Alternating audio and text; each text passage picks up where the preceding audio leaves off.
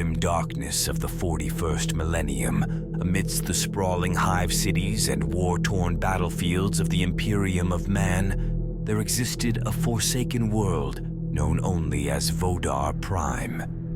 Veiled in perpetual darkness and shrouded in the whispers of ancient curses, this desolate planet was home to a dark secret that lurked beneath its barren surface.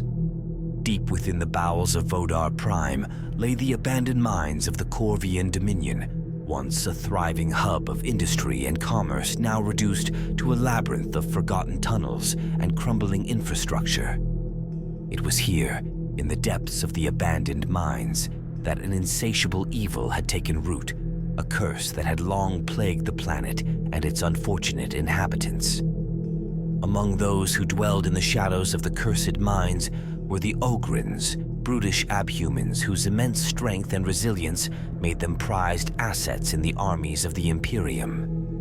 But even they were not immune to the malevolent influence that pervaded the air of Vodar Prime, for the curse of flesh knew no bounds. It began with whispers in the dark, barely perceptible murmurs that echoed through the tunnels like the faintest of whispers. At first, the Ogrins paid them little heed, dismissing them as the imaginings of overactive minds. But as the days turned to weeks and the whispers grew louder, they could no longer ignore the sinister presence that lurked in the shadows. Soon, strange occurrences began to plague the mines.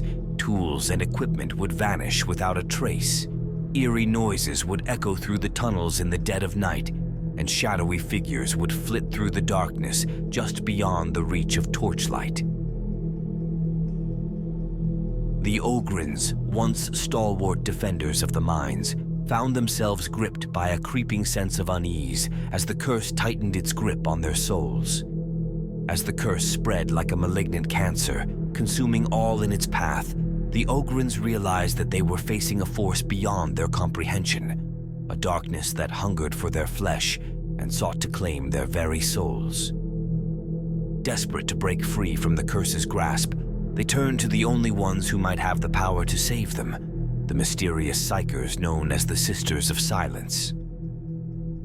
Led by the enigmatic Sister Superior Seraphina, the Sisters of Silence descended into the depths of the cursed mines, their psychic nullification abilities shielding them from the malevolent influence that permeated the air.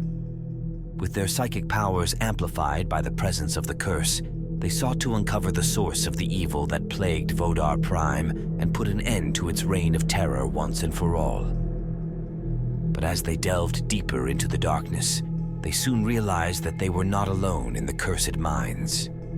Something ancient and malevolent lurked in the shadows, a twisted manifestation of the curse itself that hungered for their destruction. With each step they took, the darkness closed in around them, threatening to consume them whole. As the Sisters of Silence pressed forward, they encountered horrors beyond imagining. Monstrous creatures spawned from the darkest depths of the warp, twisted abominations that bore little resemblance to anything of the mortal realm. With every encounter, their resolve was tested, their faith in the Emperor's light wavering in the face of such unrelenting evil. But even in the face of insurmountable odds, the Sisters of Silence refused to yield.